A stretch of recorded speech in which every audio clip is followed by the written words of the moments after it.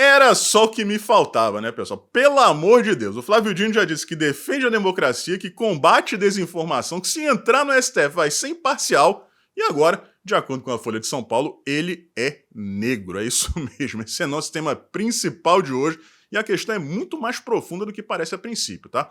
A gente vai conversar também a respeito dos desdobramentos da decisão do STF, que limita, assim, a liberdade de expressão da imprensa. E começamos falando a respeito de mais um desastre diplomático do cachaceiro, né? Ele que tá lá no mundo árabe e tal, deu entrevista para Al Jazeera, aquela televisão que pertence ao Catar. Vamos fazer essas ligações aqui antes, né? Al Jazeera pertence ao governo do Catar, que é, juntamente com o Irã, o maior patrocinador, o maior financiador do Hamas. E lá estava o Lula dando entrevista, chamou, tá? Em pouco mais de meia hora, o que acontece em Gaza de genocídio, chamou o Netanyahu de extremista e disse que o Joe Biden não tem sensibilidade para acabar com esta guerra. Só o fato do Lula estar dando essa entrevista, né, nesse contexto, ele estar pagando pedágio para o mundo islâmico, já é um problema grave, porque o Brasil tem um histórico diferente de praticamente todos os países do mundo. Talvez quem tenha, né, uma história parecida com a do Brasil seja a Suíça. Vai até além, mas isso tem a ver com banco também, tal, sistema monetário. Mas o Brasil sempre foi neutro, a não ser que seja atacado, o que supostamente aconteceu na Segunda Guerra Mundial. Agora, o Lula, do nada, está tomando partido em um conflito. Acusaram o Bolsonaro de fazê-lo quando ele foi à Rússia antes da invasão da Ucrânia começar. Foi para lá para comprar fertilizante. E o agro agradece até hoje essa atitude do Jair Bolsonaro, senão a gente estava ferrado aqui no Brasil. O Lula defende o Putin depois da invasão, mais de um ano depois da invasão. A Rússia chega à ONU e diz que é necessário um cessar-fogo em Israel enquanto está invadindo a Ucrânia há mais de um ano. O Lula faz aceno ao Vladimir Putin e critica o Joe Biden, diz que falta sensibilidade. Qual é a falta de sensibilidade do Joe Biden, Lula? Seria chegar para Israel e dizer, olha só, você não pode mais contra-atacar, você não pode destruir um grupo terrorista que ameaça a sua própria existência aí, né? Sem dar descanso. Então você tem que deixar, você tem que parar. Por quê? Porque estão morrendo crianças, milhares de crianças por dia, é isso que o Lula diz toda vez, tendo como fonte o Hamas. E aí refazendo as ligações, que é financiado pelo Catar, que por sua vez é dono da televisão, né, do canal de TV para quem o Lula estava dando essa entrevista. É um irresponsável, é um senil, é um delinquente, é um aloprado que não pensa nas consequências porque não está nem aí. Voltou para se vingar e a gente percebe isso claramente. 63 mil reais de diária na super suíte do Lula, né? 500 e poucos metros quadrados. A sala de jantar, a mesa tem lugar para 14 pessoas. Dá até para você hospedar pessoas dentro do seu quarto, né? Porque tem um quarto extra. E quem está bancando é você que está aí assistindo. As comprinhas da Janja que ela fica publicando os stories no Instagram. Aí esse cara vai lá e solta, né, essa pilha de pérolas.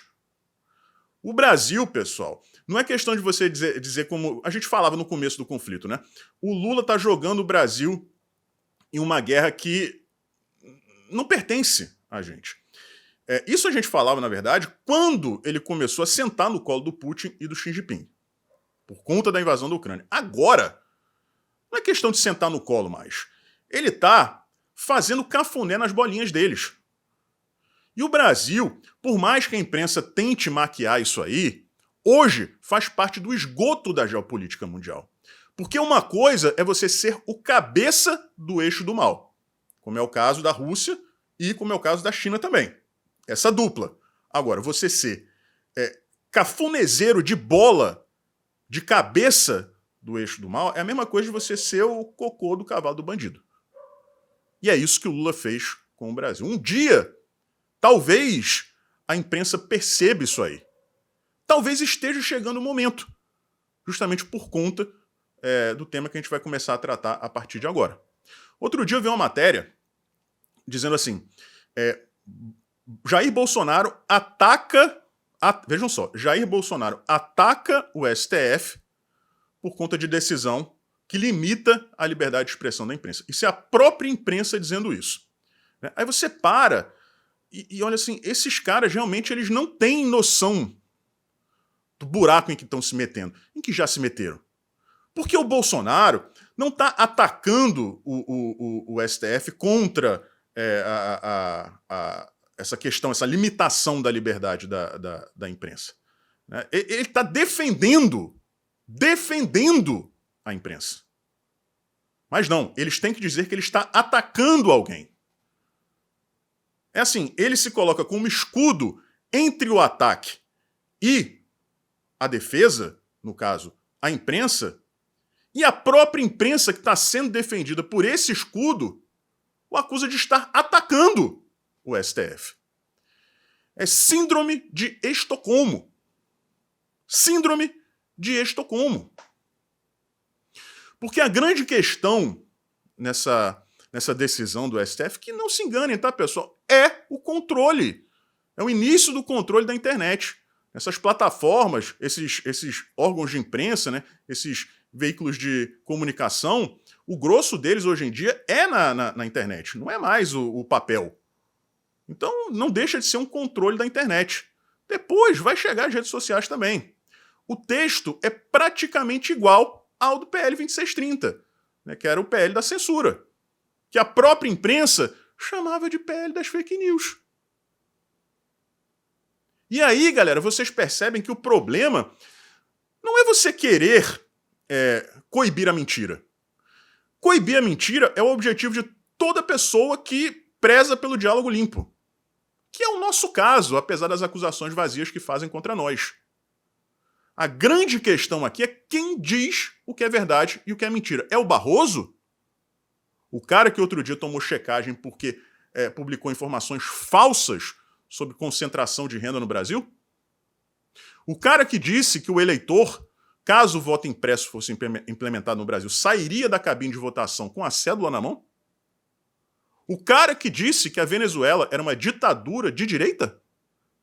O cara que jurou de pé junto que o Cesare Battisti era inocente? Que afirmou também que o João de Deus era um cara legal? Quem vai decidir o que é verdade e o que é mentira? É o próprio STF. Aí você vê, por exemplo, o senhor Alexandre de Moraes dizendo que mais de 80% da população confia no sistema eleitoral brasileiro. Você vê o senhor Gilmar Mendes dizendo que a população não odeia o STF, que é apenas uma minoria que não gosta, que não confia no STF. São essas pessoas que vão dizer o que é verdade e o que é mentira. E aí vem o cerne da questão. Porque a esquerda, ela nunca combateu a desinformação, nunca combateu a mentira ou as fake news. O que a esquerda faz é reescrever o conceito da verdade. Consequentemente, reescreve a verdade também. Basta a gente se lembrar da Comissão da Verdade, que supostamente julgou abusos, crimes cometidos durante o que eles chamam de ditadura ditadura militar. É sempre assim, eles se apropriam da narrativa e a transformam em verdade. E aí quando você confronta a esquerda com aquilo que de fato é a verdade, você é acusado de mentir. Então, imprensa, vocês estão percebendo, vocês estão sentindo um gostinho do que é ser controlado. O que essa decisão do STF faz é o seguinte: se eu dou uma entrevista para alguém e eu falo alguma coisa que o STF considera uma mentira, eu pago por isso e o órgão de imprensa que publicou essa entrevista, que fez a entrevista comigo, também. Mas quem decide? Justamente o STF. Diante dessa insegurança jurídica que é criada pela subjetividade de conceitos, o que vai acontecer? A imprensa não vai entrevistar pessoas polêmicas. Se você chegar com uma denúncia gravíssima sobre alguma coisa, a imprensa vai pensar 1 milhão de vezes antes de publicar. Por exemplo, já vi várias pessoas na internet trazendo esses temas à baila. Pedro Collor, que é muito novo, não vai saber disso. As denúncias do Pedro Collor a respeito do irmão dele, Fernando Collor. Tem também o Roberto Jefferson, o mensalão. Se tivesse um mensalão hoje, não duvido que tenha, tá, pessoal? E viesse alguém com provas, né, trazendo tudo para ser publicado pela imprensa, ninguém iria publicar, todo mundo com medo. Por quê? Vai depender do julgamento do STF, que decide se aquilo é verdade ou se é mentira. Aí a gente chega aqui, pessoal, ao nosso tema principal, para vocês verem que está tudo conectado. O Flávio Dino, não foi ele que disse por enquanto, estou esperando, né, a palavra dele. A Folha de São Paulo disse que o Flávio Dino é o 5º ministro negro da história do STF. Desde quando o Flávio Dino é negro, gente? Ele antes, no TSE, se declarava branco. Em 2018, quando concorreu mais uma vez ao cargo de governador do Maranhão, aí ele se declarou pardo. E agora a Folha de São Paulo diz que ele é negro. Eu não sei o que o Flávio Dino vai dizer. Ele já disse que era democrata, que defende a democracia. Ele já disse que combate a desinformação. Disse que fake news era crime, sendo que não é. Então você combate a fake news, propagando fake news a respeito de fake news. Diz que vai ser imparcial no STF. Isso é uma mentira de lavada. É claro que o Flávio Dino não vai ser imparcial no STF. Agora, vem essa. Diz pra gente, Flávio Dino, você é branco, você é pardo, você é negro. Se você não passar na sabatina, tem que ser nomeado ministro da Igualdade Racial, porque ninguém representa melhor a igualdade racial do que o Flávio Dino, que é branco, pardo e negro ao mesmo tempo. Como eu disse aqui, estão reescrevendo a verdade. É um novo roteiro que muda o tecido da realidade. Pessoal, a coisa é muito feio o que está acontecendo, é muito feio mesmo. E é um processo que, dependendo de onde chegar, é irreversível.